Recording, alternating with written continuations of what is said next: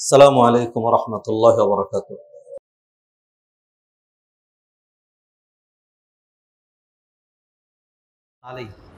আলহামদুলিল্লাহ আলহামদুলিল্লাহ আলহামদুলিল্লাহ।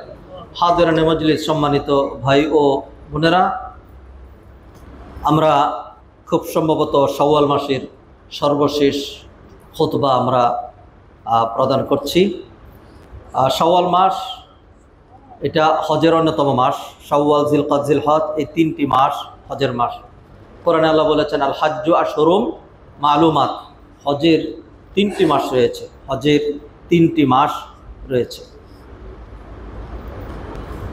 আমরা আগেই আপনাদেরকে ওয়াদা করেছিলাম যে আমরা হজ নিয়ে, হজের গুরুত্বপূর্ণ কিছু বিষয় নিয়ে আমরা আলোচনা করব, যার মাধ্যমে যারা হজে যাচ্ছেন তারা ডাইরেক্ট গাইডলাইন পেলেন, আর যারা হজে যাচ্ছেন না এখান থেকে তারা হজের স্পিরিট, হজের মাহাত্ম্য, গুরুত্ব, ফজিলত, হজ কীভাবে করতে হয়, কেন করতে হয়, হজের লক্ষ্য উদ্দেশ্যকে এগুলি তারা জানলেন। সেই জন্য আজকে আমরা হজের জন্য একটি বিষয় নির্ধারণ করেছি, সেটা হলো মাবরুর হজ। মাবরুর হজ আমার আপনার করণীয় কাজ। মাবরুর হজ এটি হাদিসের পরিভাষা। নবীজি হাদিসে বললেন আল হাজ্জুল মাবরুর, যেটি মাবরুর হজ লাইসা লাহু জাযাউন ইল্লাল জান্নাহ, তার প্রতিদান জান্নাত ছাড়া আর কিছুই নেই। মাবরুর হজ মানে মাকবুল হজ, যার হজ কবুল হয় তার প্রতিদান জান্নাত। এই শব্দটি থেকে আমরা সহজে একটি যেটি বুঝতে পারছি, নবীজি এটি বলেন নাই যে আল হাজ্জু লাইসা লাহু জাযাউন ইল্লাল জান্নাহ, হজের প্রতিদান জান্নাত, জান্নাত ছাড়া হজের আর কোনো প্রতিদান নাই, এটা নবীজি বলেন নাই। নবীজি বলেছেন আল হাজ্জুল মাবরুর, মাকবুল হজ। এখান থেকে স্পষ্ট বোঝা গিয়েছে যে হজ মানেই মাকবুল না। এমন বহু হজ আছে যেগুলো মারদুদ, তারা সেই হজটা কবুল করছেন না। যদি সকল হজ কবুল হতো তাহলে এত লক্ষ লক্ষ কোটি কোটি দেশ, আমাদের আপনার দেশের চিত্র এরকম হতো না। আমরা দেশটিতে যতই সামনে এগোতে চাই ততই যারা দেশের, জাতির, দিনের, আদর্শের শত্রু তারা ততই আমাদেরকে এইভাবে পিছিয়ে দেয়। বিশৃঙ্খলা, মারামারি, হানাহানি, কাটাকাটি, হিংসা, বিদ্বেষ, বিরোধিতা, একজন আরেকজনের সাথে লেগে থাকা, পরশ্রী কাতরতা, অন্যায়কে প্রমোট করা এবং যেটি কল্যাণ সেটিকে মাটি চাপা দেওয়া, এটা কেন যেন আমার আপনার রন্ধ্রে রন্ধ্রে, আমার আপনার রক্ত, মাংস, অস্থি, মজ্জায়, মেজাজ, চিন্তা, চেতনায় এমনভাবে বসে গিয়েছে যে এই জাতি মনে হয় প্রতিজ্ঞা করে বসেছে যে আমরা কল্যাণ চাই না, জান্নাত চাই না, উন্নতি চাই না, অগ্রগতি চাই না, শান্তি চাই না, নিরাপত্তা চাই না। আমরা শুধু চাই যে নিজেরা মারামারি, কাটাকাটি, হানাহানি এগুলি করে আমরা মরব। ইন্ডিয়াতে হিন্দুরা মুসলমানদেরকে পিটায় মারছে, আর ফিলিস্তিনে ইহুদিরা বোমা মেরে তাদেরকে মারছে।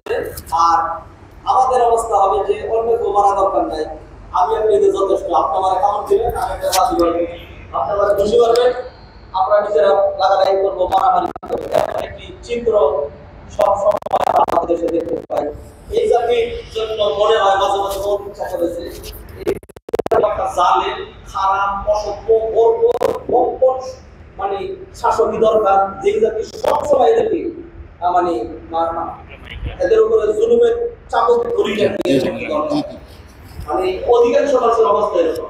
আল্লাহ সুবহানাহু ওয়া তাআলা তারপরেও নিরাশ হচ্ছি না, আল্লাহর কাছে কল্যাণ চাচ্ছি। আল্লাহ যেন আমাদের জাতিকে, আমাদেরকে যেন হেদায়েত করেন, আমাদের দেশটার জন্য যেন কল্যাণের ফসল করেন, নিজেরা যেন লাগালাগি, মারামারি, কাটাকাটি করে আর সুযোগ করে না দেয়। মুসলিম দেখে বহুত হয়েছে, বহুত হয়েছে। স্বাধীনতার পরে প্রায় 54 বছর অতিক্রান্ত, 55 বছর অতিক্রান্ত হয়ে গেল। একটা মানুষ হায়াত পায় কত? 2টা জেনারেশনের মধ্যে চলে গিয়েছে, অলরেডি 2 জেনারেশন চলে গিয়েছে। এখনো যদি আমরা সফলতার মুখ দেখতে না পাই তাহলে কবে দেখব? আপনাদেরকে দুঃখের সাথে কিছু জিনিস আমি বলতে বাধ্য হচ্ছি। হজ নিয়ে আলোচনা করব, আগে একটু ইঙ্গিত করছি। দেখুন, এই কয়েকদিন আগে যেটি গঠিত হয়েছে, যেটি আমাদের যিনি অন্তর্বর্তীকালীন সরকারের প্রধান, তার কাছে পেশ করা হয়েছে নারী সংস্কার কমিশন। নারী সংস্কার কমিশন, নারী সংস্কার কমিশনের যে সকল ধারা এবং দীর্ঘ যে প্রতিবেদন দাখিল করা হয়েছে, এই প্রতিবেদনের মধ্যে কি কি আছে দুই চারটা জিনিস আপনাদেরকে আমি শোনাই। এক নাম্বার, এই প্রতিবেদনের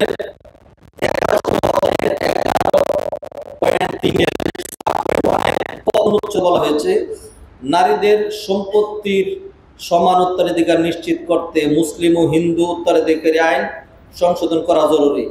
অনুচ্ছেদে সম্পত্তিতে সমান উত্তরাধিকার বিষয়টি সরাসরি কোরআনের সাথে সাংঘর্ষিক। সমান অধিকার করতে চান, সমান অধিকার করলে আপনি তাহলে নারীর সংস্কার করলে কি করলেন? নারীর উপকার করলেন না নারীর ক্ষতি করলেন? সমান অধিকার কাকে বলে? সমান অধিকার মানে হলো, ধরেন আমি একটু ব্যাখ্যা করি। বৈবাহিক জীবনের মাধ্যমে পুরুষ তার আত্মতৃপ্তি, মেন্টাল স্যাটিসফ্যাকশন খুঁজে পায়, আর নারী কিছুই খুঁজে পায় না।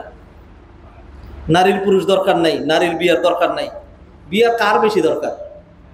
আমি যদি বলি, ধরেন আপনার দুইটা সন্তান, আপনার মেয়ের বয়স 18, ছেলের বয়স 22 বছর 23 বছর। ছেলেকে বললেন, বাবারে তোমার বিয়ে নিয়ে এগোচ্ছি, এটা করবো। তখন নিশ্চিত আপনার ছেলে বলবে যে পাগল হয়েছেন নাকি? তো কেন কেন? যে আমার বোন আছে না, ছোট,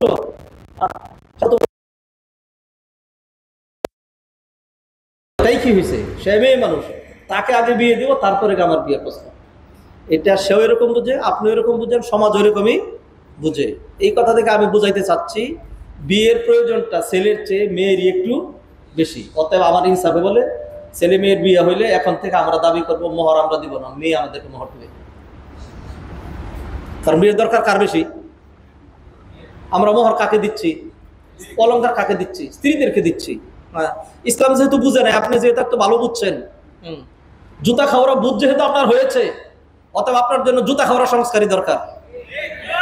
হ্যাঁ, এরপরে সমান অধিকারের কথা বলেন, তাহলে রিক্সাওয়ালা 6 ঘন্টা রিক্সা চালাবে, আর রিক্সাওয়ালি তার যে স্ত্রী সে 6 ঘন্টা রিক্সা চালাবে, এইটাই সমান অধিকার।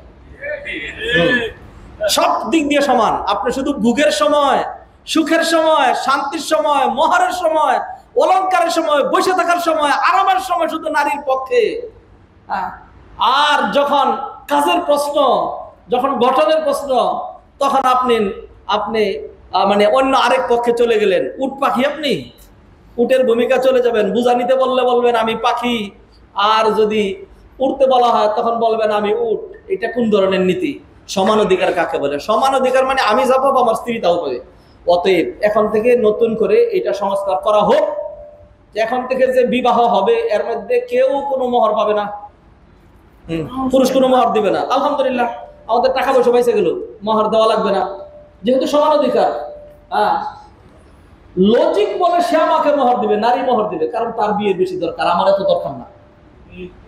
অতএব সে আমাকে দিবে, আমি কেন দিব? আচ্ছা ঠিক আছে, সমান সমান, অতএব আমিও দিব না, সেও দিবে না। এরপরে হইলো, আমি যদি 1 মাস চালাই, সে 1 মাস চালাইতে হবে। যদি 6টা সন্তান হয়, 3টা সন্তানের ভরণ পোষণ স্ত্রীর করতে হবে, আর 3টা। এইভাবে যদি একবারে সমান করতে চান, তবে বলে দিচ্ছি, এটা কিন্তু কোনোদিন সম্ভব না। নারীরা যদি এখন আন্দোলন শুরু করে, আমি 3 বাচ্চা পেটে নিছি, এবার 3টা তুমি পেটে কিন্তু পারো না। এইভাবেই এতই সমান আপনাকে কে করতে বললো? নারীদের কি ইমাম হতে কে বলেছে? এইগুলি নেতৃত্ব, এগুলো জাহান্নামের কিছু কিছু কিছু মানে কীট পতঙ্গ। এরা সমাজের ভিতরে সমাজটাকে, মুসলিম সমাজটাকে, দেশটাকে, এটা একটা মুসলিম কান্ট্রি, এটা তোমার একক বাপের দেশ, তোমার দেশ এরকম না। লাঞ্ছিত, অপমানিত, পদদলিত হয়ে হয়তো জানো তুমি হারাইতে পারো এই ধরনের উদ্যোগ গ্রহণ করলে। মুসলিম সমাজে এই ধরনের হীন উদ্যোগ, আমার মা, আমার স্ত্রী, আমার মেয়ে, আমার কন্যাকে তুমি এইভাবে ভুলণ্ঠিত, লাঞ্ছিত, কলঙ্কিত করবা, সেটা তো আমরা হইতে দেব না। আমরা আমাদের নারীদেরকে আমাদের মাথার উপরে রাখি, তারা আমাদের মাথার মুকুট। রাজায় করে রাজ্য শাসন, রাজার মাথায় রানীর আসন। আমরা নিজে ছেঁড়া কাপড় পরি, তাদেরকে নতুন কাপড় পরাই। আমরা নিজেরা না খেয়ে থাকি, তাদের মুখে আনন্দ ফুটাই। এইটাই ইসলাম আমাদেরকে শিখিয়েছে। ইসলাম শিখিয়েছে আল জান্নাতু তাহতা আকদামিল উম্মাহাত, জান্নাত হলো মায়েদের পায়ের নিচে। অতএব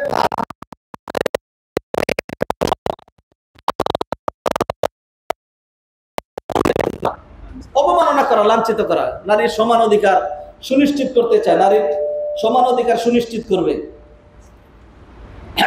সম্পত্তিতে হিন্দুরা তো মেয়েদেরকে কিছুই দেয় না, কিছুই দেয় না, সব ছেলেরা পায়। ইসলাম ধর্মে মিরাসের মধ্যে ছেলেকে যা দেওয়া হয়েছে, মেয়েকে তার হাফ দেওয়া হয়েছে। আপনি কি সুন্দর বুঝছেন। পড়ালেখা না জানলে, জ্ঞান না থাকলে, মাথার ভিতরে যদি গু এবং গোবর ঢুকে, তাহলে মানুষ এরকম ক্যালকুলেশন করে। সে মনে করে মেয়েরে ঠগাইয়া দিছে। মেয়েরে ঠগাইলো কেমনে?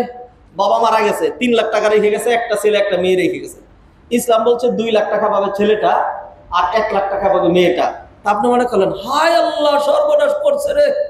হ্যাঁ, কারণ আপনি যে পাগল অথবা ছাগল, হিসাব করেননি, বুঝলেন না।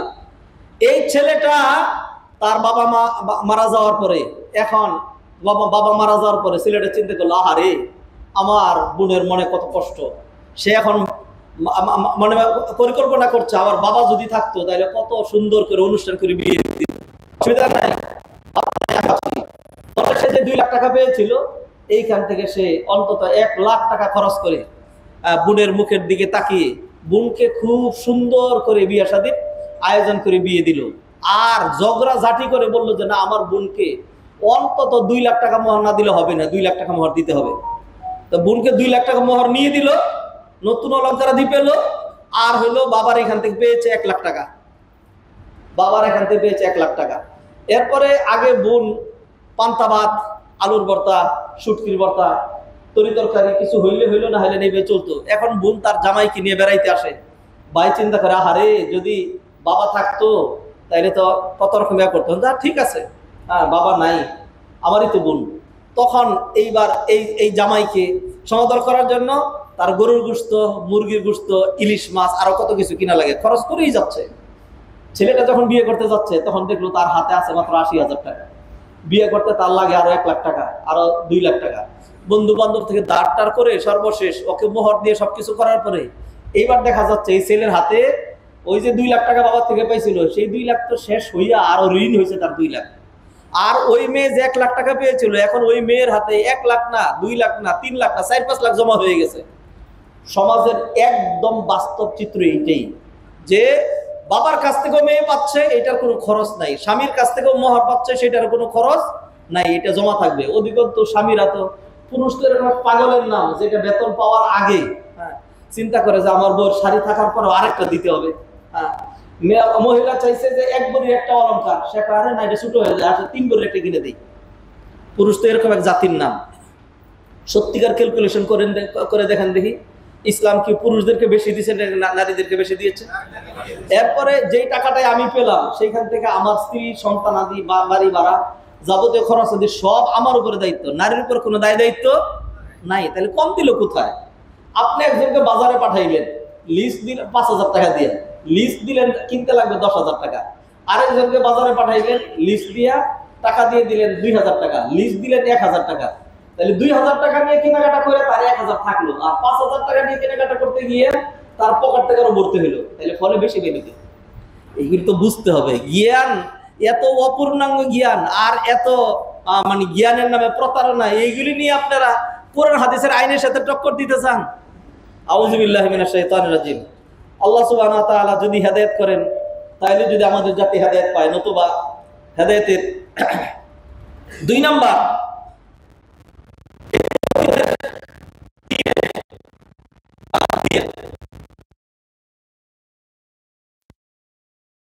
বিবাহ তালাকের তথ্য স্থানীয় সরকার প্রতিষ্ঠান ও কাজী অফিসের মধ্যে যাচাইয়ের জন্য তথ্য বিনিময় ডিজিটাল অ্যাক্সেস ব্যবস্থা করা, যাতে কম বয়সে বিবাহ ও বহু বিবাহ রোধ করা যায়। বুঝছেন তো? বহু বিবাহ যাতে রোধ করা যায়।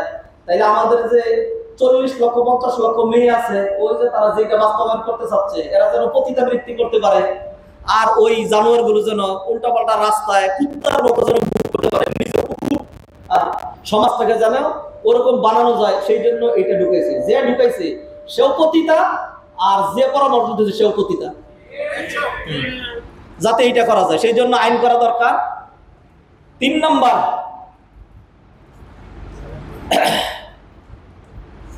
শরীর আমার, ওই প্রতিবেদন বলেছে শরীর আমার, সিদ্ধান্ত আমার। শরীর আমার, আমার ভোট আমি দেবো, যাকে খুশি তাকে দেব, শরীর আমার, হ্যাঁ, আর হলো সিদ্ধান্ত আমার, যাকে খুশি যখন খুশি যেখানে খুশি যেমনে দিব তেমনি দিব। কি কি করতে চান, কি করতে চান? তো এরকম সিদ্ধান্ত নিয়ে ওয়েস্টার্নরা তো কুকুরের সাথে শুয়ে গেছে, আপনিও যান। মানুষ এত নিচে নামতে পারে, এটা আমাদের সমাজে বলার সাহস পেলি কি করে?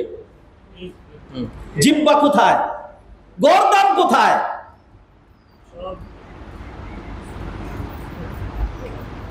বহু মানুষ পার পায় নাই।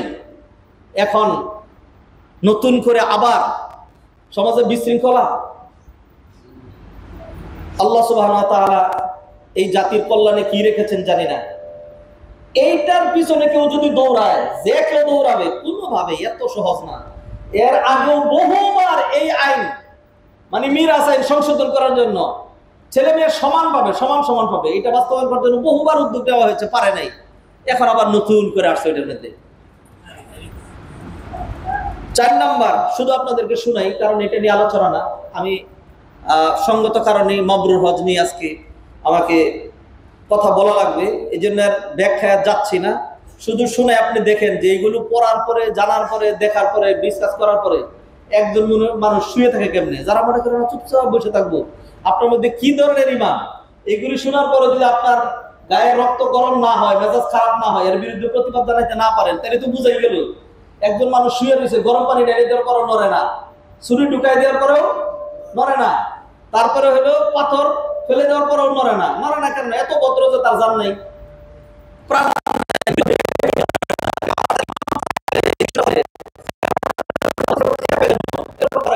আমি তো খেপি না, আমি তো কত ভালো মানুষ। তো কোন দলের আপনার? আপনি কোন দলের? ওই যে যারা রাস্তায় গাড়ি করতেছে ওই দলের আপনিও? যে কোনো একটার পক্ষে তো আপনি যাবেন, হয়তো হকের পক্ষে, না হয় বাতিলের পক্ষে, আর মাঝখানে তো আর কোনো কিছু নাই। লা ইলাহা ইল্লাল্লাহ ওয়া লা ইলাহা ইল্লাল্লাহ, কাফেরের পক্ষে না, ইমানদারের পক্ষে না, মুনাফিক হবেন আপনি।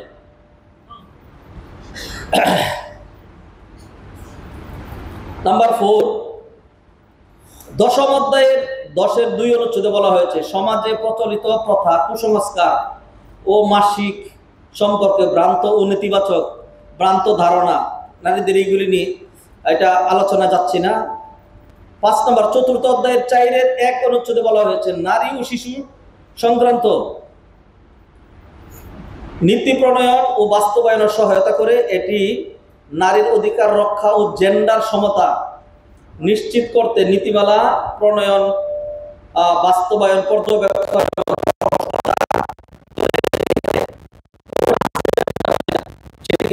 করার জন্য এবং নারী পুরুষের সমান অধিকার নিয়ে আসার জন্য এটি করা হয়েছে। 6 নম্বর 6ষ্ঠ অধ্যায়ের 6-3-1 ক অনুচ্ছেদে বলা হয়েছে বিবাহ বিচ্ছেদ, স্ত্রী ও সন্তানের ভরণ পোষণ, দেনমোহর, উত্তরাধিকার, অভিভাবকত্ব, নাগরিকত্ব আইনে নারী ও পুরুষের সমান অধিকার নিশ্চিত করা।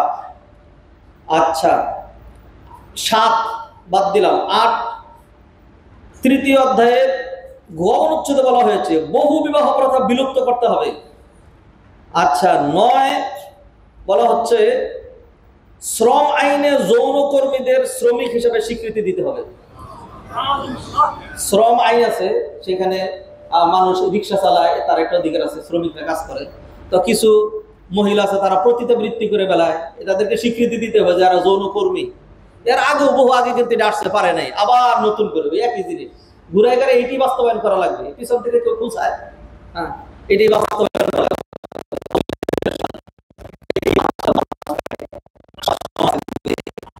তো কোনো আইনে কোনো লজ্জাও না, কোনো কিছু না, তারা তখন বলবে যে আমার আইন আছে। যে কোনো জায়গায় আপনি ধরেন এখন আমাদের এখানে যে একটা ভালো পরিবেশ আছে আপনি পাবেন না, উত্তরে এখন ভালো আছে আপনি পাবেন না, দেখবেন উলঙ্গ বিবস্ত্র অথবা শরীর প্রদর্শন করে এইখানে ওই ধরনের খারাপ মহিলাগুলো ঘুরবে, আমার আপনার ছেলে মেয়ে ও উঠতি বয়সের যুবক কিশোর যারা আছে এদেরকে নিয়ে করবে। আপনি আইনগতভাবে কিছু বলতে পারবেন না, অকাজে ধমক দিবেন, তখন আপনি আটকে যাবেন। রাষ্ট্রীয় আইনে তাকে তো যৌন কর্মীর স্বীকৃতি দেওয়া আছে, অতএব সে তার কর্ম করার জন্য আপনি যেরকম যে কোনো জায়গায় কাজ করতে পারেন সে এরকম করতে পারবে। রাস্তাঘাট, বাস, এগুলিতে কোনো পার্থক্য নাই। কোথায় কি অবস্থা হবে সমাজের, এইটা আরেকটা। যাই হোক, সর্বশেষ পয়েন্টটা বলে আমি শেষ করে দিচ্ছি। এগুলোর কাউন্টার, প্রতিরোধ, এগুলো কোরআন হাদিসের সাথে কোন কোন দিক থেকে সাংঘর্ষিক, এগুলো ইনশাআল্লাহ আমরা পরবর্তীতে যদি প্রয়োজন হয় তখন আমরা আলোচনা করবো ইনশাল্লাহ। 10 নম্বর, যেহেতু রাষ্ট্র একটি ইহজাগতিক সত্তা, শুনেন, যেহেতু রাষ্ট্র একটি ইহজাগতিক সত্তা, সেহেতু কোনো ধর্মীয় বিধান অনুসরণ করে সংবিধান শুরু হওয়া উচিত নয়। তাছাড়া একটি ধর্মকে প্রাধান্য দেয়া ধর্ম নিরপেক্ষতা নীতির সাথে সাংঘর্ষিক, তাই অনুচ্ছেদটি বাতিল করা প্রয়োজন। অর্থাৎ এইটাই বলতে হবে যে আমাদের ধর্ম, হিন্দু ধর্ম, খ্রিস্ট ধর্ম, বৌদ্ধ ধর্ম, সকল ধর্ম কি সমান, অতএব আমরা ইসলাম ধর্মের পক্ষ বলবো না, ইসলাম ধর্মের বিসমিল্লাহ অন্যান্য যা কিছু কিছুই থাকবে না। তা আপনি কি ধর্ম নিরপেক্ষতাবাদ, একটা কুফরি মতবাদ, এইগুলি নিয়েও কিন্তু ইতিপূর্বে বহু কিছু হয়েছে। তো নারী সংস্কার কমিশন যেটি, সেইখানে যে সমস্ত নীতি নিয়ে আসা হয়েছে, এই সবগুলোই নারী সংস্কার কমিশনের ওই যে সর্বশেষ যেটা, সেটা তো ধর্ম নিরপেক্ষতাবাদের, তাই সেটা কেন এখানে নিয়ে আসলেন? মানে হলে এমন যারা করছে এইগুলিকে উস্কে দেওয়া হচ্ছে যে দেশ সামনে এগোচ্ছিল আবার যেন পিছিয়ে যায়, সেগুলি করার জন্য। এগুলি যখন করবে তখন দিনদার আন্দোলন করবে, তখন দেখাবে যে দেখছো দিনদাররাই খারাপ। আল্লাহ সুবহানাহু ওয়া তাআলা আমাদের হেদায়েত করুন। মুআজ্জাল হাদিরিন, সচেতন হন। এই সমস্ত ক্ষেত্রে মুখ খুলবেন না, প্রতিবাদ জানাবেন না, এগুলি বাস্তবায়ন হতে দিবেন। ইতিপূর্বে পারে নাই কেন? কিছু মানুষ সিংহের মতো গড়ে ওঠার কারণে বাস্তবায়ন করতে পারে নাই। এখন যদি আপনারা বেশি ভালো মানুষে ঘুমিয়ে থাকেন, তাহলে এগুলি বাস্তবায়িত হয়ে যাবে। যদি বাস্তবায়িত হয়ে যায় যে বিষ ফল, তাহলে সেই বিষ ফল আপনার ঘরের ভিতরে ঢুকবে, আপনার মেয়েও নষ্ট হবে, আপনার ছেলেও নষ্ট হবে, আপনার আত্মীয় নষ্ট হবে, আপনার সমাজ সোসাইটি সবই নষ্ট হবে। আল্লাহ সুবহানাহু ওয়া তাআলা আমাদেরকে কথাগুলো বুঝার তৌফিক এনায়েত করুন। হাদিরানে মজলিস, জিলহজ মাস, আমার আপনার কেউ না কেউ হজে যাচ্ছেন, হয়তো আপনি যাচ্ছেন, না হয় আপনার কেউ যাচ্ছে। হজ একটা ব্যতিক্রম ধর্মীয় ইবাদত। হজ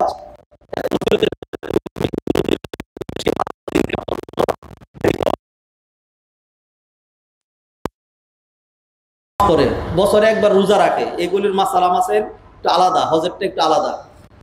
পৃথিবীর যে কোনো জায়গায় রাখলে হয়। হজ রিয়াদেও হয় না, জেদ্দাতেও হয় না। হজের জন্য নির্দিষ্ট সময়ে নির্দিষ্ট জায়গায় নির্দিষ্ট কর্মকাণ্ড সম্পাদনের মাধ্যমে হজ করা লাগে, সেটা আপনার দেশের ভিতরে না, এক জাতি মিলে করে না, সারা বিশ্বের বিভিন্ন মাল্টি কালচারাল লোকজন এখানে একত্রিত হয়, বিভিন্ন ভাষার, বিভিন্ন বর্ণের, বিভিন্ন রুচির, সবাই মিলে জাতীয় চেনা মাসালা মাসেল জীবনের একদম নতুন। সেই জন্য সেগুলো একটু গভীরভাবে জানতে হয়। জীবনে একটা হজ ফজিলত অনেক বেশি। হজটা কেমন হওয়া দরকার? মানুষ হজ করলো, বহু মানুষই হজ করে, হজ করার পরে তিনি সত্যিকার অর্থে হাজি হন না। হজের কোনো মানে শিক্ষা দীক্ষা ইমপ্লিমেন্ট বাস্তবায়ন তার ব্যক্তি জীবন, পরিবার জীবন, সামাজিক জীবন, রাষ্ট্রীয় জীবনে দেখা যায় না। তাহলে তিনি কি হজ করলেন? প্রতি বছর বাংলাদেশের অন্তত 3 থেকে 4 লাখ মানুষ হজ করে। বাংলাদেশ থেকে যারা যায় তাদের সংখ্যা 1 লক্ষ, 1.25 লক্ষ। যারা আরব কান্ট্রিতে আছে, আমার আপনার আত্মীয় স্বজন যারা চাকরি বাকরি করে, তাদের সংখ্যা এরকম 1-1.5 লক্ষ। অস্ট্রেলিয়া, কানাডা, আমেরিকা, ইউরোপ, সারা বিশ্ব থেকে আরো যারা ছুটে আসে তাদের সংখ্যাও এরকম লক্ষাধিক। ফলে দেখা যায় যে হাজিদের আপনি হজে দেখবেন যেদিকে তাকান খালি বাংলা কথা শুনছেন, সামনে পিছনে ডাইনে বামে সব দিকে বাংলাদেশি। এত মানুষ হজ করে আমাদের, তাহলে আমাদের দেশটার অবস্থা এরকম কেন? কিছু তো অবস্থা আপনাদেরকে শোনাইলাম। এরকম হচ্ছে কেন? হচ্ছে এই জন্য, যেহেতু যারা হজ করছে হজ বুঝে না, হজ চিনে না, হজ জানে না, হজের স্পিরিট, হজের শিক্ষা, হজ কিভাবে করতে হয়, কিভাবে করলে কবুল হয়, কিভাবে কবুল হয় না, এগুলো কিছু জানা নাই। ফলে তিনি একটা আক্ষরিক হজ করেছেন, অথবা অধিকাংশ এরকম আক্ষরিক হজ করেন, যেই হজের কোন রকম বহির্প্রকাশ অথবা শিক্ষা অথবা এর কোনো ইমপ্লিমেন্ট আমরা আমাদের সমাজে দেখতে পাই না। সেই জন্য আমার আপনার কি করা দরকার? আমি আজকে মাত্র 10টা পয়েন্ট খুব তড়িঘড়ি করে আলোচনা করব। এই 10টা পয়েন্ট আপনি মুখস্থ করবেন, অথবা আপনার আত্মীয়কে বলবেন। আমাদের মসজিদের যে ওয়েবসাইট আছে সেখান থেকে এই আলোচনাটা থাকবে, সেখান থেকে যেন তিনি কালেক্ট করে নেন, যে একজন হাজির হজ যেন মাকবুল হয়, মাবরুর হয়। সেই জন্য করণীয় কাজ কি? অনেকগুলো করণীয় কাজের মধ্যে আমরা মাত্র 10টা পয়েন্ট আপনাদের সামনে তুলে ধরবো ইনশাআল্লাহ। নাম্বার 1, হজ কবুল হওয়ার জন্য 1 নাম্বার যেটি লাগবে সেটি হলো এখলাস। যে কোনো ইবাদত কবুল হওয়ার জন্য মৌলিক শর্ত 2টা, একটা হলো এখলাস আর একটা ইত্তিবা সুন্নাহ। এখলাস মানে to perform any types of worship শুধুই আল্লাহর জন্য, আল্লাহকে রাজি খুশি করার জন্য। কোন রকম সুনাম সুখ্যাতি, বৈষয়িক অ্যাচিভমেন্ট প্রাপ্তি, তারপরে হলো দেখানো আর সুনাম অর্জন, এই ধরনের কোনো কিছু লক্ষ্য থাকবে না, এটার নাম ইখলাস। অতএব যিনি হজে যাচ্ছেন, হজ কি ইবাদত? হজ শারীরিক এবং অর্থনৈতিক ইবাদত। হজের জন্য কয় লক্ষ টাকা দিয়েছেন? 10 লক্ষ টাকা দিয়েছেন। তাহলে আপনি যদি এইভাবে সিদ্ধান্ত নিতে পারেন যে 10 লক্ষ টাকাই আল্লাহর জন্য আমি খরচ করে দিলাম, আর 10 লক্ষ টাকা খরচ করে 10 লক্ষ টাকার কষ্ট করতে যাচ্ছি,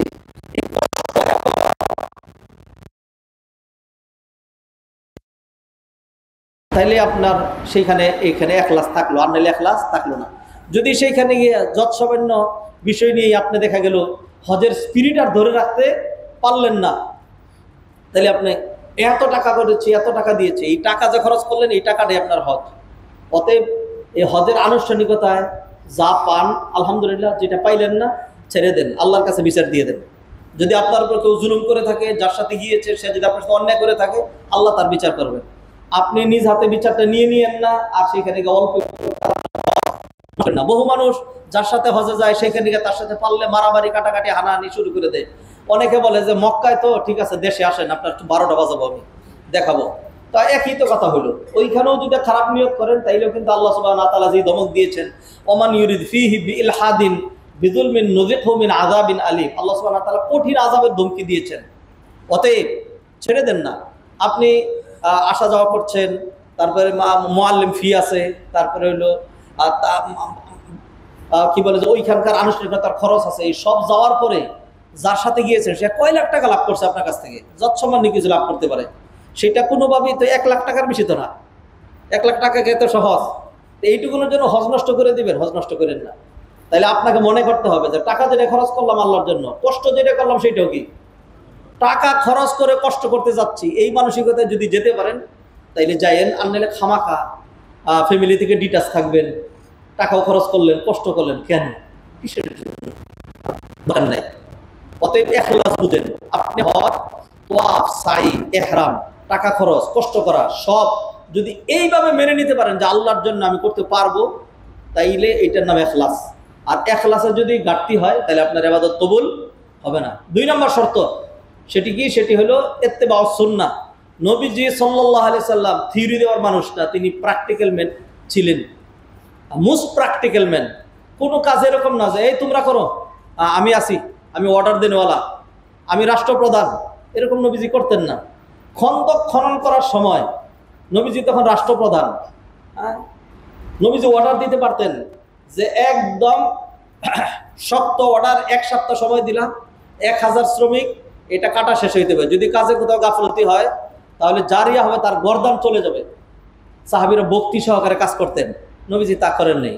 নবীজি নিজে পেটে খানা ছিল না, পেটে পাথর বেঁধেছেন, তারপরেও তাদের সাথে মিলে কাজ করে জাবের রাদিয়াল্লাহু তাআলা এমনই বর্ণনা করেছেন, বুখারীর কিতাবুল মাগাজিন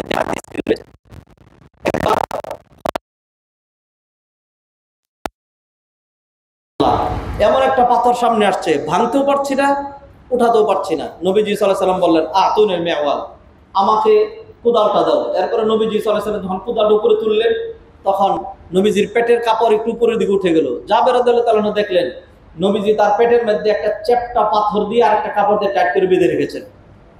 তো জাবের রাদিয়াল্লাহু তাআলা বুঝলেন নবীজি ক্ষুধার কারণে কাজ করেছেন। সহিহ হাদিস, বুখারীর হাদিস। জাবের রাদিয়াল্লাহু তাআলা নবীজিকে বলেন, ইয়া রাসূলুল্লাহ, আমার বাড়ি খুব কাছে, একটু অনুমতি দেন, যাবো আর আসবো। এরপরে গিয়ে তিনি যৎসময় খানার ব্যবস্থা করলেন, আল্লাহ সুবহানাহু ওয়া তাআলা বারাকা দিলেন। নবীজি সাল্লাল্লাহু আলাইহি ওয়াসাল্লাম সবাইকে নিয়ে, সে অল্প একটু রুটি আর অল্প একটু গোশত সবাইকে নিয়ে খেলেন। আল্লাহু আকবার। এইটা দিয়ে আমি বুঝাইতে চাইলাম যে নবীজি সাল্লাল্লাহু আলাইহি ওয়াসাল্লাম ছেড়ে দেন নাই, অর্ডার দেন নাই, নবীজি নিজে করছেন এবং সাথে লোকজনকে করিয়েছেন। নবীজি বলছেন, সল্লু কামা রাআইতুমুনি উসাল্লি, আমাকে যেমনে নামাজ পড়তে দেখছো ওইভাবে নামাজ পড়বা। তো নবীজি সাল্লাল্লাহু আলাইহি ওয়াসাল্লাম ডেইলি নামাজ পড়তেন 5 ওয়াক্ত, মাসে 150 ওয়াক্ত। একজন এসে দেখছে নবীজি নামাজ পড়তেছেন, তো নবীজি সাল্লাল্লাহু আলাইহি ওয়াসাল্লাম এসে দেখে হাতটা এই যে ধরেন ঠিক এইখানে, তখন তিনি বলছেন, আমি নবীজিকে দেখছি যে নবীজি সাল্লাল্লাহু আলাইহি ওয়াসাল্লাম নাভির উপরে হাত বেঁধেছেন। হয়তো নবীজি সাল্লাল্লাহু আলাইহি ওয়াসাল্লাম হাত বেঁধেছেন বুকের উপরেই, দীর্ঘক্ষণ নামাজ পড়তে পড়তে পড়তে পড়তে পড়তে হয়তো হাতটা একটু নেমে গিয়েছে। আরেকজন শুরুতে আসছেন, আয়েশা দেখলেন নবীজির হাতটা বুকের উপরে, তিনি বলছেন যে আমি নবীজিকে দেখছি হাতটা বুকের উপরে। তো যেহেতু এইটা বারবার করেছেন, কখনো হয়তো এরকম কখনো এরকম ইখতিলাফ আছে, কিন্তু নবীজি সাল্লাল্লাহু আলাইহি ওয়াসাল্লাম জীবনে হজ করছেন একবার, নবীজি জীবনে হজ করছেন একবার। অতএব এইটা নিয়ে আর ইখতিলাফ কইরেন না। আল্লাহর রাসূল বলছেন যারা এই হজ আছে অথবা আপনার যে আত্মীয় হজ আছে তাকে বলে দিয়েন যে খালি একটা জিনিস জানবেন, নবীজি কিভাবে হজ করছিলেন। হ্যাঁ, নবীজি কিভাবে হজ করছিলেন। ধরেন নবীজির হজের একটা উদাহরণ আপনাদেরকে দিই।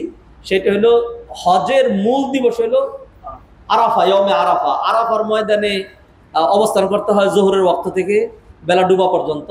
তো নবীজি সাল্লাল্লাহু আলাইহি ওয়াসাল্লাম এই আরাফার দিনে একদম শুরুর ওয়াক্তেই একটা খুতবা দিয়েছেন। খুতবা দেওয়ার পরে 2 রাকাত জোহর পড়াইছেন, সালাম ফিরাইয়া তাসবিহ তাহলিলও করেন নাই, দাঁড়ায় গেছেন। 2 রাকাত আসর পরে ফ্রি করে দিয়েছেন। আসরের পর আর নফল নামাজও নাই, হাজিদের আর ওই দিন কোনো নফল নামাজও নাই। আমার আপনার আকল, আমাদের তথাকথিত মৌলবী আমরা যারা, আমরা মনে করি যে আল্লাহ ওই দিন আমি একটু কি নামাজ জানি পরে সালাতুত তাসবিহ, সালাতুত তাসবিহ বললাম না, মিলাদ করলাম না, কোরআন খতম করলাম না। নবীজি এইগুলি কথা বলেন নাই। 2 রাকাত জোহর পড়াই দিলেন, 2 রাকাত আসর পড়াই দিলেন, ফ্রি এবার থাকো, তোমার ওযুরও দরকার নাই, কিছুই দরকার নাই। এই দিনটা বাকি যে সময়টা আছে তুমি খালি দোয়া করতে থাকো, দোয়ার দিবস। আল্লাহ সুবহানাহু ওয়া তাআলা ঢালাও ভাবে এই দিন ক্ষমা করবে। নবীজি এটা করলেন।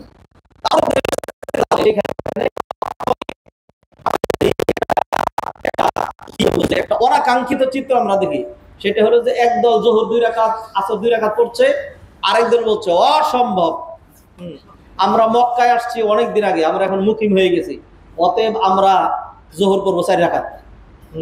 আর জোহরের সময় জোহর, আসরের ওয়াক্ত হয় নাই, আসরের ওয়াক্ত হয় নাই। আসরের ওয়াক্ত হইলে তখন আসর। বললাম যে নবীজি যেরকম, নবীজি কিরকম পড়ছিলেন, নবীজি পড়ছিলেন ওইরকম, কিন্তু তবে একটা কিন্তু আছে, কারণ হলো যে নবীজি আর কি বুঝছেন, আমরা তো আর একটু বেশি বুঝি, আমি তো মুফতি। একটা কিন্তু আছে, লাগাই দিলেন। আপনি নবীজির আমলের উল্টা করলেন, এরপরে আপনি খুব আশা করতেছে আল্লাহ হজ কবুল করুন, এইভাবেই হজ করে আসেন, এরকম ভাবে হজ করেন। আল্লাহ সুবহানাহু ওয়া তাআলা যদি তখন এটা বলেন যে আমার হাবিবের তরিকা ছাড়া অন্য তরিকা হজ করছো, আমি হজ কবুল করবো না, তখন আপনি করবেনটা কি? সেই জন্য আমি খুতবা থেকে বলে দেওয়ার দায়িত্ব, লাস্তা আলাইহিম বিমুসাইতির ফাযাক্কিরিন্নামা আনতা মুযাক্কির, শুধু স্মরণ করিয়ে দিলাম। আরাফার ময়দানে গিয়ে জীবনে একবার হজে গেলেন, সেইখানে গিয়ে হজ করলেন আপনি মুফতি তরিকা।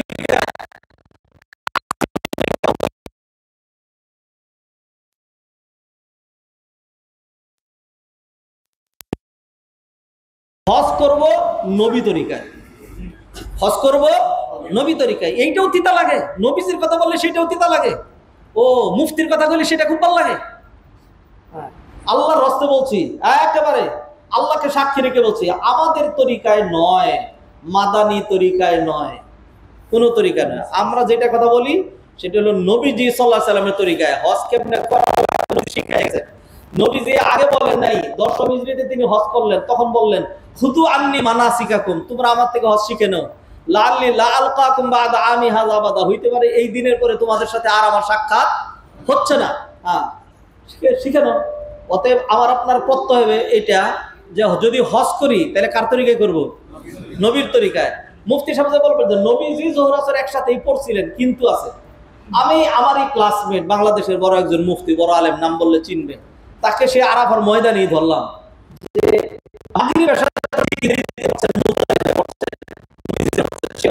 এটা বলেন না কেন? তখন বললো যে হ্যাঁ ওইটা পড়ি, ওইটা তো মাগরিবের রক্ত তো আগে গেছে, সেই জন্য। আর এইটা পরে আসর পড়েন না কেন? আসর ওয়াক্ত হয় নাই। আর কোরআনে আল্লাহ বলছেন ইন্নাস সালাতা কানাত আলাল মুমিনিনা কিতাবাম মাওকুতা, কোরআনে আয়াত যে মুমিনের উপর সময়, মানে নির্দিষ্ট সময়ে নামাজ ফরজ। যেহেতু আসরের ওয়াক্ত হয় নাই, সহজ সাধারণ মানুষ এটি বুঝতেছে আসরের ওয়াক্ত হয় নাই, সেই জন্য আসর পড়া যাবে না। আমি খালি বললাম যে এই আয়াত থেকে আপনার নানার উপরে নাজিল হয়েছিল, যে এই আয়াত থেকে আপনার নানার উপরে নাজিল হয়েছিল। এই আয়াতে নাজিল হয়েছে কার উপরে? নবীজির উপরে। তো এই আয়াতের ইমপ্লিমেন্ট, বাস্তব প্রয়োগ নবীজির চাইতে ভালো বুঝলেন আপনি। আসরের ওয়াক্ত হয় না, এটা নবীজি বুঝেন নাই। অতএব খামাখা সেখানে নতুন শরীয়ত আবিষ্কার করেন না, নতুন কিছু আবিষ্কার করেন না, নবীজির তরিকায় হজ করবেন। আর নাইলে হজ কেমনে? এরপরে করবেন যে আমার হজ মাকবুল হবে, মাবরুর হবে। আপনি ইচ্ছা করে নবীর উল্টা করবেন আর মাকবুল মাবরুর হবে? আশা করা যায় না। আল্লাহর স্বাধীনতা আছে, আল্লাহ চাইলে করতে পারেন, আল্লাহু আলাম, আল্লাহ ভালো জানেন।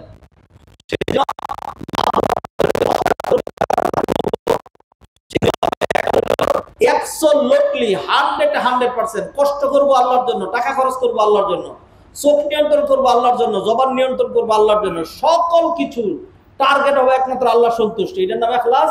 2 নম্বর হলো ইবাদত যেটাই করবো খালি জানবো এইখানে নবীজি ইবাদতটা কিভাবে করেছেন। নবীজি সাল্লাল্লাহু আলাইহি সাল্লাম যেইভাবে করেছেন ওইভাবেই করব। ওইভাবে করলে যদি না হয়, না হোক। মুফতি আপনি ওইভাবে করলে হবে না, তাহলে মুফতির তরিকায় করলে হবে, এটা আপনি কেমনে বুঝলেন? নবীর তরিকায় করলেই হচ্ছে না, তাহলে আপনার তরিকায় করলে কেমনে হবে, এটা কেমনে বুঝলেন? বিধায়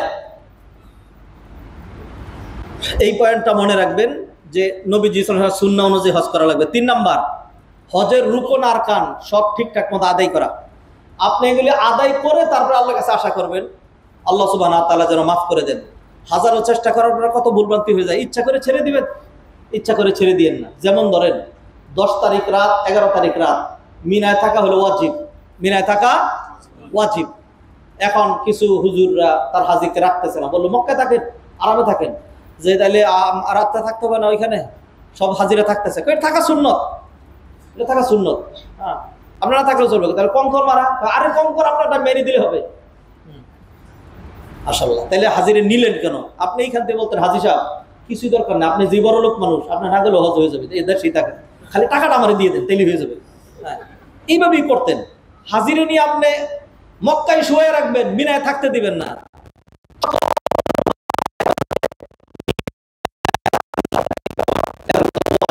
কিছু কিছু আলেম বলছেন সুন্নত, আচ্ছা আমি ধরলাম সুন্নত, মেনে নিলাম সুন্নত। সুন্নত যেটা কিসের সুন্নত? এটা তো হজের সুন্নত, এটা তো হজের সুন্নত। হজ যেরকম বড়, এর সুন্নত অত বড়। ব্যাঙের পা, ব্যাঙ যেরকম ছোট তার পাও ছোট, টিকটিকির পা, টিকটিকি যেরকম ছোট তার পাও এরকম ছোট। তো 10টা টিকটিকি যদি আমার গায়ের মধ্যে লাভ দিয়ে পড়ে আর পাড়া মারে, কিছুই হবে না। কিন্তু একটা হাতি যদি পাড়া দেয়, তাহলে হাতি যেরকম বড়, হাতির পাও ওরকম বড়। হজ যত বড়, হজের সুন্নত তত বড়। সুন্নতটাই ছেড়ে দিলেন কেন? কেউ যদি মারিদ হয়, অসুস্থ হয়, অপারগ হয়, পারছে না, তার মাসালা তো আলাদা, তার মাসালা আলাদা। তাই সেই জন্য বলছি হজের রুকন আরকান ওয়াজিব এগুলোকে হেলায় খেলায় উড়াই দিয়েন না। এইটার জন্যই যাচ্ছেন, এইটার জন্যই যাচ্ছেন। সেই জন্য তো আল্লাহ শর্তও করে দিয়েছেন, ওয়ালিল্লাহি আলান নাসি হিজ্জুল বাইতি মান ইসতাতা ইলাইহি সাবিলা। যাদের শক্তি সামর্থ্য আছে তারা হজ করবে, যাদের শক্তি সামর্থ্য নাই তারা কি করবে না? হজ করবে না। নাম্বার 4, আল হাজ্জু বিল মালিল হালাল। হালাল মাল দিয়ে হজ করা, হালাল মাল দিয়ে হজ করা। বহু মানুষের, আমাদের অধিকাংশ মানুষের ইনকামের মধ্যে হারাম আছে, অধিকাংশ মানুষের। হ্যাঁ, হারাম দিয়ে যায়েন না, হারামটা সরান, একদম নিরেট হালাল মাল দিয়ে যাইতে হবে। হালাল মাল দিয়ে কেউ যদি হজ করতে যায়, আর যখন হজের শুরুতেই সে যখন বলে লাব্বাইক আল্লাহুম্মা লাব্বাইক, তখন আল্লাহ আকাশ থেকে ডাক দিয়ে বলেন লাব্বাইক ওয়া সাদাইক। হ্যাঁ, আমি আল্লাহ তোমার ডাকে সাড়া দিচ্ছি। হ্যাঁ, তো মালুকা হালাল ওয়া জাদুকা হালাল ওয়া হাজ্জুকা মাবরুর। হ্যাঁ, ওয়া হাজ্জুকা মাবরুর, তোমার হজ মাকবুল, তোমার মাল হালাল। এই আল্লাহ সুবহানাহু ওয়া তাআলা বলেন যে তোমার গুনাহ মাফ করে দেওয়া হলো, তোমার হজ কবুল করা হলো। আর কেউ যদি হারাম মাল দিয়ে হজ করতে যায়, তখন আল্লাহ বলেন লা লাব্বাইক ওয়ালা সাদিক, আমি আল্লাহ তোর ডাকে সাড়া দিচ্ছি না। হ্যাঁ, মালুকা হারাম ওয়া জাদুকা হারাম ওয়া হাজ্জুকা মা'জুর গায়রু মা'জুর, তোমার হজ প্রত্যাখ্যাত, এটা কোনো প্রতিদানযুক্ত হজ নয়। তো এইভাবে তো অধিকাংশ মানুষ হজ করে। সেই জন্য যারা হজে যাচ্ছে, হালাল মাল যেদিন একসাথে করতে পারবেন যাইয়েন। হারাম মাল দিয়ে আপনি ওই যান না। হারাম মাল দিয়ে কত যাওয়ার জায়গা আছে, বালি আছে, হ্যাঁ, সিঙ্গাপুর আছে, ব্যাংকক আছে, পাপের আড্ডাখানা আছে, জাহান্নাম আছে, নরক আছে, নর্তকী আছে। হ্যাঁ, বহু জায়গায় যাওয়া যায়। হারাম মাল দিয়ে, আল্লাহ মাফ করুক, আমি সেখানে যাওয়ার পরামর্শ দিচ্ছি না, বলছি যে হারাম মাল দিয়ে হজে গেলে আপনার কি নাই, কোনো লাভ নাই। সেই জন্য আপনি নিশ্চিত হয়ে হালাল মাল দিয়ে হজে যাইতে হবে। 4টে শর্ত বলছি, মনে আছে কিনা? 1 নাম্বার ইখলাস, আল্লাহর জন্যই কষ্ট করা, টাকা খরচ করা। 2 নাম্বার, হজটা মাদানী তরিকায় করা না, মুফতির তরিকায় না, দেওবন্দি তরিকায় না, কাসেমি তরিকায় না, খতিবের তরিকায় না, বাংলাদেশি তরিকায় না, ইন্ডিয়ার তরিকায় না,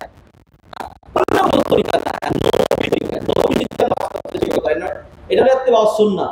3 নাম্বার, হজের রুকন আরকান ওয়াজিবাত সব ফিল আপ করা। 4 নাম্বার হলো হালাল মাল দিয়ে হজ করা। 5 নাম্বার আল ইহতিরাজ মিনার রাফাস, রাফাস থেকে মুক্ত থাকা। কোরআন আল্লাহ শর্ত করে দিয়েছেন আল হাজ্জু আশরু মালুমাত, ফামান ফারাদা ফিহিন্নাল হাজ্জা ফালা রাফাসা, যে ব্যক্তি হজে যাবে সে রাফাস করতে পারবে না। রাফাস, রাফাসা এর মানে কি? মানে হলো জবান রিলেটেড,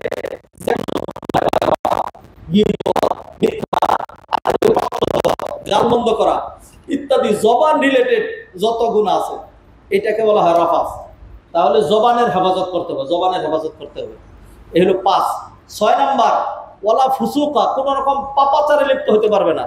মানুষকে মারধর করা, কারো উপর জুলুম করা, কোনো কিছু কেনাকাটা করে টাকা না দিয়ে চলে আসা, হ্যাঁ, অথবা তফ করতেছিলেন, একজন হয়তো আপনার সাথে ধাক্কা লাগছে, ইচ্ছা করে কুনি মেরে দিলেন।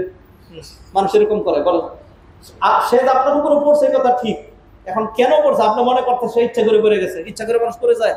পিছন থেকে এমন ধাক্কা আসছে সে আর নিজেকে নিয়ন্ত্রণ করতে পারে নাই, আপনি ইচ্ছা করে করে চিনস আমারে, আমি কিরকম মেরে দিলেন একটা ঘুষি, তাইলে আপনি এই ফুসুকটা করলেন, তাইলে আপনার হজ কবুল হবে না। এগুলো আল্লাহ শর্ত করে দিয়েছেন। হ্যাঁ, অতএব চোখের হেফাজত করা, অঙ্গ প্রত্যঙ্গের হেফাজত করা, কোন রকম পাপ কাজ না করা, এই হলো 6টা। 7 নাম্বার তর্কুল জিদাল, ঝগড়া করা যাবে না, ঝগড়া করা যাবে না। এইটা বলার দরকার ছিল কি, হজে এমন কঠিন কঠিন সিচুয়েশন তৈরি হয় যেখানে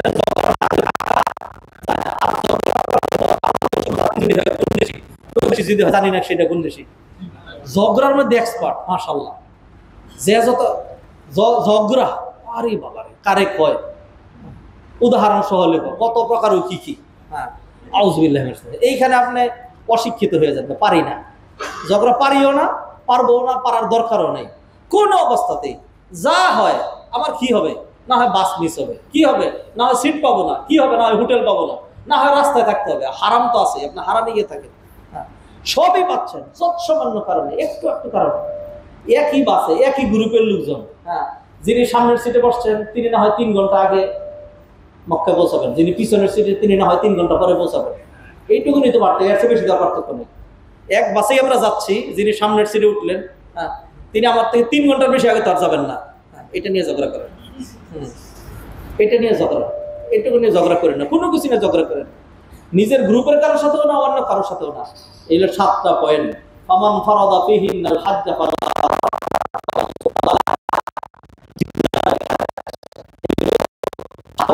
আর 3টা, অনেকগুলো আছে আমার কাছে, আর মাত্র 3টা বলছি। এরপরে যেটা আছে 8 নাম্বার, সেটা হলো হুসনুত তাআমুল।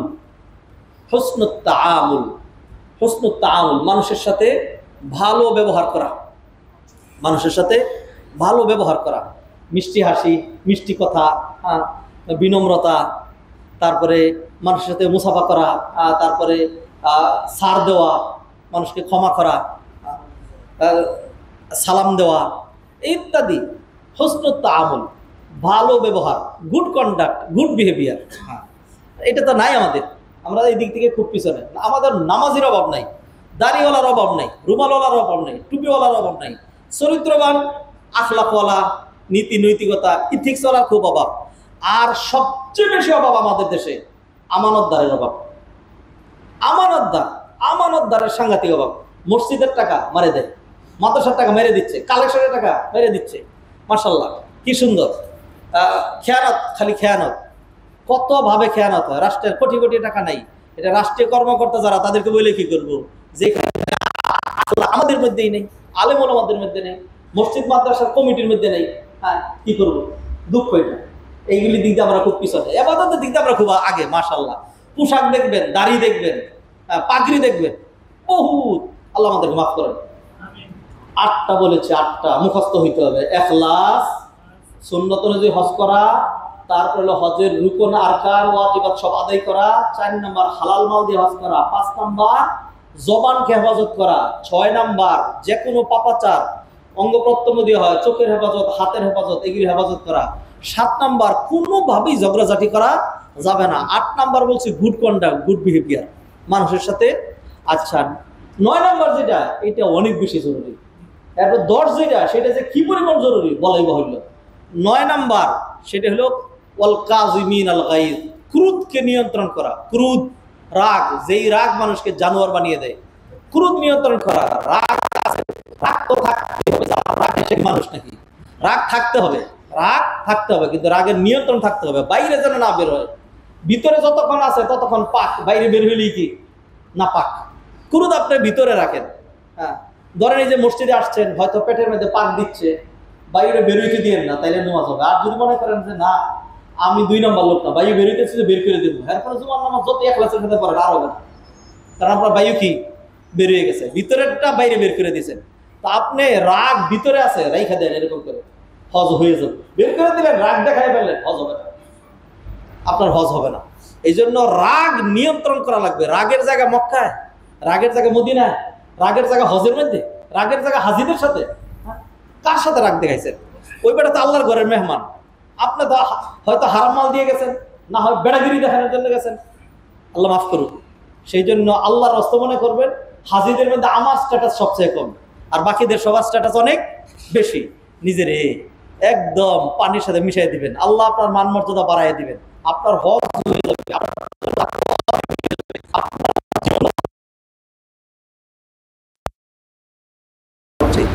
সর্বশেষ পয়েন্ট, সেটি হলো এক কথায় সবার জন্য, আপনিও কাউকে বিদায় করার সময় বলে দিবেন, হজে যাচ্ছেন, আমার একটা কথা মনে রেখেন। একটা কথা মনে রাখবেন তো, আমি তো আপনার বন্ধু, আমি তো আপনার ভাই। একটা কথা মনে রেখেন, একটা মনে রাখলেই চলবে, খালি একটা, খালি একটা। সেইটার নাম হলো ধৈর্য, পেশেন্স, সবর। সবর সবর সবর সবর সবর সবর করা লাগবে। খুব কঠিন কঠিন পরিস্থিতির সিচুয়েশন তো তৈরি হইতে পারে। হয়তো আপনার গ্রুপ লিডার বলবে, হাজি সাহেবরা খুব তাড়াতাড়ি, কেউ থাকতে পারবে না, কেউ চলে আসবে, বাস চলে আসছে, নামেন নিচে। নিচে গেলেন, গিয়ে বসে রইলেন, আধা ঘন্টা বসে রয়েছেন, বাস আসে না। গিয়ে জিজ্ঞাসা করলেন একজন যে অমুক বাসটা কখন আসবে? বললো যে আসবে, থাকেন এখানে, থাকেন এসে। আরেকজন একটু পরে এসে, আর একজন এসে খেপে গেল, গিয়া বিল্ডিংয়েই তো ছিলাম, রুমেই তো ছিলাম, 1 ঘন্টা ধরে রাস্তায় বসায় রাখছেন কেন গরমের মধ্যে? তাকে মুআল্লিম থেকে বলা হয়েছে যে তোমার গাড়ি অলরেডি চলে গেছে, 10 মিনিটের মধ্যে তোমার হোটেলে, তাড়াতাড়ি সমস্ত হাজি নামাও। বাস গিয়ে যদি হাজি না পায়, তাহলে এই বাস আবার অন্য হাজির জন্য চলে যাবে, তখন তোমার সিরিয়াল আরো 6 ঘন্টা পরে পড়বে। তিনি গ্রুপ লিডার, তিনি বাধ্য হয়েছেন সবাই নামাইতে। কোনো কারণে বাস ঢুকতেছিল, পুলিশ ঢুকতে দেয় নাই, ঘুরাই দিছে। বাস ঢুকতেছিল, জেমে পড়ে গেছে, উল্টাপাল্টা হয়ে গেছে। আপনি এখন ধৈর্য ধরতে পারছেন না, কত রাগ আছে, কত বেটাগিরি আছে, আর ধৈর্য ধরতে পারলেন না, তাহলে আপনার হজটা নষ্ট করে দিলেন। আপনি যখন থেকে যাত্রা করছেন তখন থেকে আপনি সবর করেন, রাগ দেখায়েন না, ঝগড়া করেন না, আর হলো ক্রোধটাকে নিয়ন্ত্রণ করেন, মানুষের সাথে ভালো ব্যবহার করেন। নিজের স্বার্থ বেশি হবে, নিজের কল্যাণটা বেশি হবে। অতএব 10টা পয়েন্ট দিলাম আপনাদেরকে মাকবুল হজের জন্য। এই 10টা পয়েন্ট হজে যাওয়া ছাড়া, যারা হজে যাচ্ছেন না, আপনার জীবনে যদি এই 10টা পয়েন্ট বাস্তবায়ন করেন, তাহলে আপনার খুব ক্ষতি হয়ে যাবে, কারো ক্ষতি হবে না। 10টা পয়েন্টই সবার জন্য সাংঘাতিক জরুরি। 1 নাম্বার, সকল ইবাদত কার জন্য করা? আল্লাহর জন্য। সব ইবাদত অন্য কোনো তরিকায় নয়, নবীর তরিকায় করা। 3 নাম্বার, যে কোনো ইবাদতের ফরজ, ওয়াজিব, সুন্নত এগুলিকে গুরুত্ব দেওয়া। 4 নাম্বার, হালাল মাল দিয়ে ইবাদত করা। নামাজ পড়বেন, সেখানে হালাল মাল লাগবে। রোজা, সাহারি খাচ্ছেন, হারাম সাহারি কিনে হারাম টাকা দিয়ে লাভ হবে কি? আপনার লাভ হবে না। হারাম টাকা দিয়ে যাকাত দিচ্ছেন, হারাম টাকা দিয়ে মসজিদ মাদ্রাসা বানাচ্ছেন, কিচ্ছু বিন্দুমাত্র লাভ হবে না। লান তানালুল বিররা হাত্তা তুনফিকু মিম্মা তুহিব্বুন, ইয়া আইয়ুহাল্লাযীনা আমানু কুলু মিন তাইয়্যিবাতি মা রাযাকনাকুম ওয়াশকুরু লিল্লাহি ইন কুনতুম ইয়্যাহু তা'বুদুন। ঈমানদারেরা হালাল খেয়ে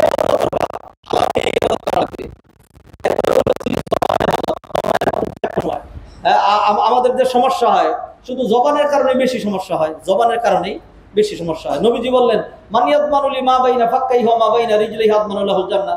কোন ব্যক্তি যদি 2টা জিনিসে গ্যারান্টি দেয়, আমি নবী তার জন্য জান্নাতের গ্যারান্টি দিই। তার মধ্যে একটা হলো জবানের গ্যারান্টি, একটা হলো জবানের গ্যারান্টি। সেই জন্য জবানটাকে নিয়ন্ত্রণ করা লাগবে। এটা আমার জবান, এই জবানে আমি লা ইলাহা ইল্লাল্লাহ বলেছি, অতএব এই জবানে গালি হবে না, এই জবানে মিথ্যা হবে না, এই জবানে গীবত হবে না, এই জবানে উল্টাপাল্টা কিছু হবে না, ফিতনা ফাসাদ হবে না, সমাজে বিশৃঙ্খলা এই জবান দিয়ে আমি তৈরি করব না। এই জবানটাকে হেফাজত করা লাগবে এটা। তারপরে হলো যে কোনো পাপাচার থেকে দূরে থাকা, চোখের হেফাজত করা, লজ্জাস্থানের হেফাজত করা, হস্তপদ যুগলের হেফাজত করা, মানুষের অন্যায় না করা, এটা। তারপরে বলেছি ঝগড়াঝাটি না করা, ঝগড়াঝাটি না করা। ঝগড়াঝাটি কোনো ভালো স্বভাব না, ভালো কাজ না। আর 8 নম্বরে যেটি বলেছি সেটি হলো গুড কন্ডাক্ট, গুড বিহেভিয়ার, ভালো ব্যবহার। ভালো ব্যবহারের কারণে খুব সহজে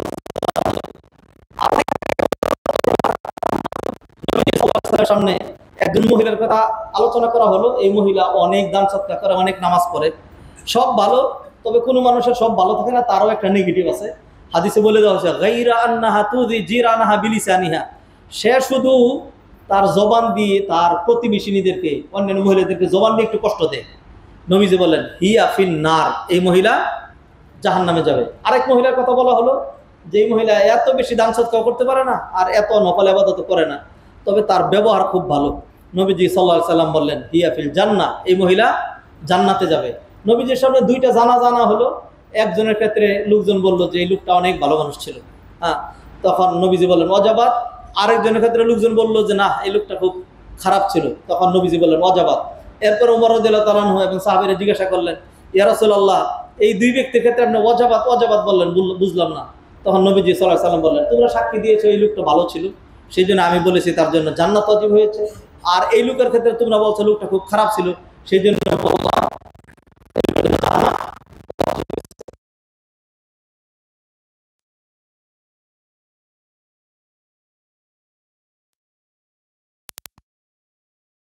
মানুষ ছিলেন, দেখা হলে মিষ্টি হাসি দিয়ে কথা বলতেন, খুব ভালো মানুষ ছিলেন, যে কেউ জড়ায় ধরতেন। আর এমন ভালো মানুষ ছিলেন, ঈদ আসলে আমাদেরকে বাড়িতে বাড়িতে ঘুরে ঘুরে বা বলতেন এই ঈদের বাজার করছো, ধরো এই যেটা নাও, এই ধর 500 টাকা নিয়ে কিছু কেনাকাটা করিস, এরকম এরকম এরকম ভালো মানুষ ছিলেন। তো মানুষ কাকে ভালো মানুষ বলবে? এটা বলবে যে এই লোকটা অনেক ভালো মানুষ ছিল,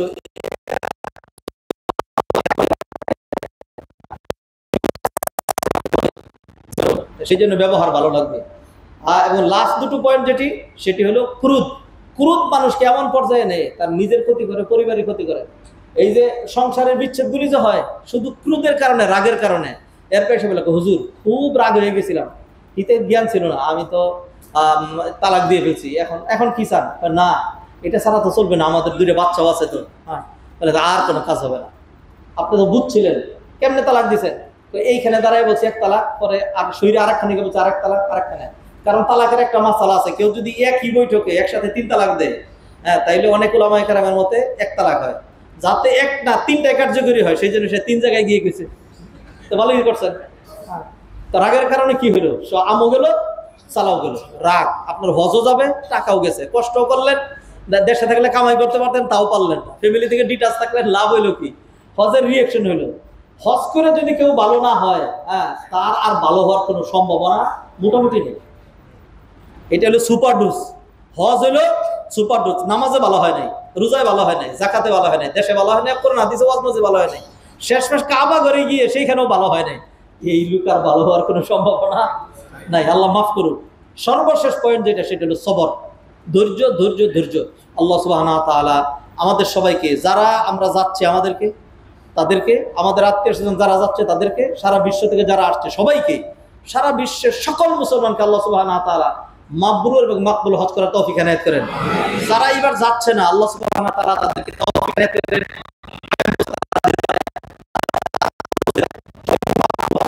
তৌফিক এনায়েত করেন। আকুল কওলি হাযা ওয়া আস্তাগফিরুল্লাহ লি ওয়া লাকুম ওয়া লিসাইরিল মুসলিমিন ফাস্তাগফিরুহু ইন্নাহু হুয়াল গফুরুর রহিম।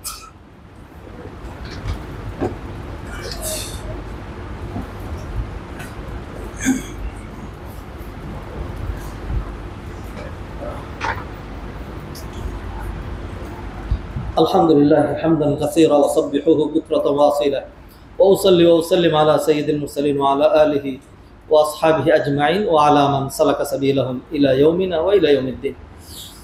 আইয়ুহাল ইখওয়াতুল আফাদিল, ই'লামু বিআন্নানা লাম নাকুন ফিদ দুনিয়া ওয়া লান নাবকা ফিদ দুনিয়া। আওজাদানা আল্লাহু সুবহানাহু ওয়া তাআলা ওয়া খালাকানা ওয়াস্তাহদাফা মিন ওয়ারা'i খালকিনা হাদাফান নাবিলা ওয়া গরাদান আযীমা আলা ওয়া হুয়া আন নুহসিনাল আ'মাল ওয়া আন নাতাখাল্লাকা বিল আখলাকিল ফাদিলা। ক্বালা তাআলা আল্লাযী খালাকাল মাউতা ওয়াল হায়াতা লিয়াবলুয়াকুম আইয়ুকুম আহসানু আমালা কামা ক্বালা আলাল ইনসানি হিনুম মিনাদ দাহরি লাম ইয়াকুন শাই'আন মাযকুরা। আল্লাহু সুবহানাহু ওয়া তাআলা ফাতাহা লানা আবওয়াবাল ফুরাস ওয়াল মুসাবাকা লিল খায়রাত ওয়া মিন তিলকাল ফুরাস শাহরু রমাদান ওয়া মিন তিলকাল ফুরাস আদাউ ফরিদাতিল হজ ওয়াল ইহতিমাম বিন নুসুক ওয়া কাযালিকা আল উদহিয়া ওয়াল কুরবান। আল্লাহ সুবহানাহু ওয়া তাআলা ইয়াকুল ফাস্তাবিকুল খায়রাত ফাল্লাযীনা ইয়ানবুনা লিআদাই ফরিদাতিল হজ আলাইহিম আন ইয়াতাআল্লামু মা হুয়াল হজ ওয়া মা হিয়া শুরুতুহু ওয়া আরকানুহু ওয়া মা হিয়া শুরুত লিআন ইয়াকুনাল হজ্জু হজ্জাম মাবরুরা।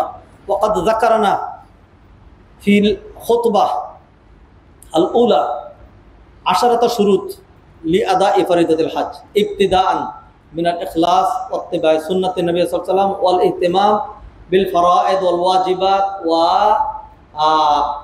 আদাউল হজ বিল মাল আল হালাল ওয়া والحفاظ على اللسان وعلى الأعين وعلى الجوارح وكذلك الابتعاد عن الجدال وحسن التعامل والقض على الغيظ وسيطرة على الغيظ وكذلك التحلي بالصبر فإذا اهتممنا بهذه الشروط يرجى أن يكون الحج حجا مبرورا وإذا كان الحج حجا مبرورا فللحج المبرور بشارة عظيمة كما قال النبي صلى الله عليه وسلم الحج المبرور ليس له جزاء إلا الجنة صلوا على النبي البشير فإن الله سبحانه وتعالى أمرنا بالصلاة والتسليم على النبي صلى الله عليه وسلم فقال إن الله وملائكته يصلون على النبي يا أيها الذين آمنوا صلوا عليه وسلموا تسليما اللهم صل على محمد وعلى آل محمد كما صليت على إبراهيم وعلى آل إبراهيم إنك حميد مجيد أبي بكر